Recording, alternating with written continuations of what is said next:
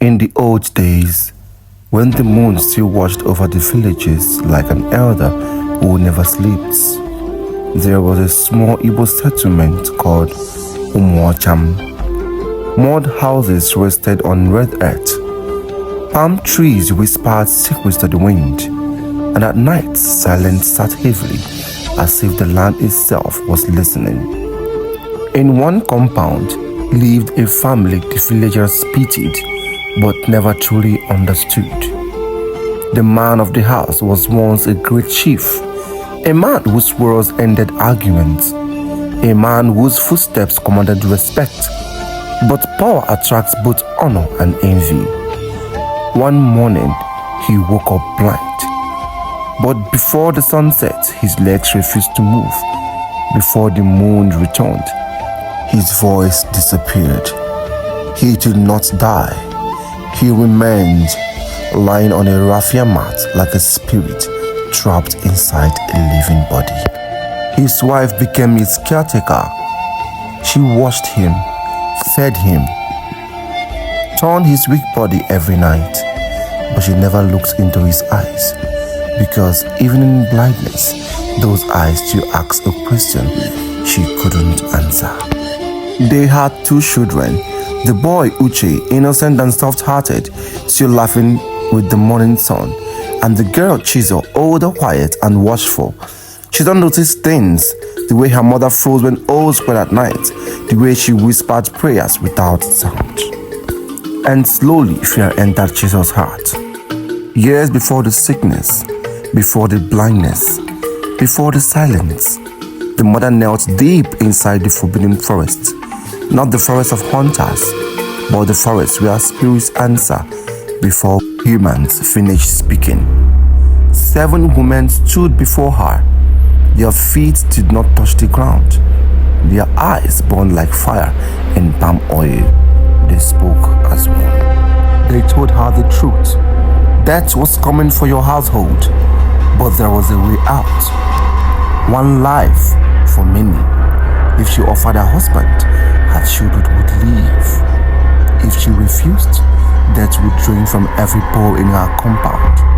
She cried, she begged, she screamed, but fear does not listen to tears, and so she agreed. She did not cut him with a knife. She did not spill blood.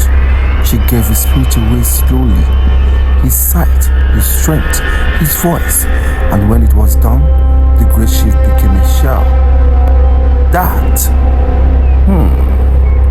once waited. The village said it was sickness.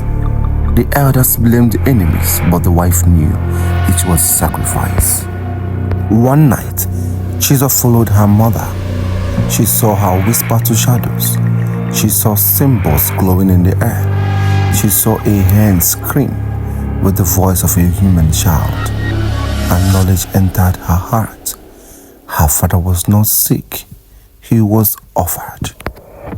Back in the hut, Chizo confronted her mother.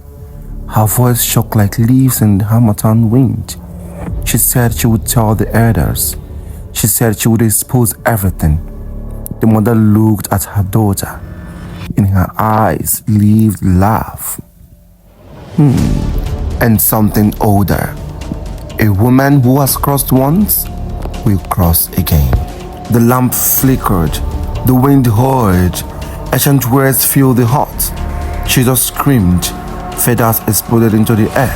And where a daughter once stood, a hand flapped widely. His eyes were human.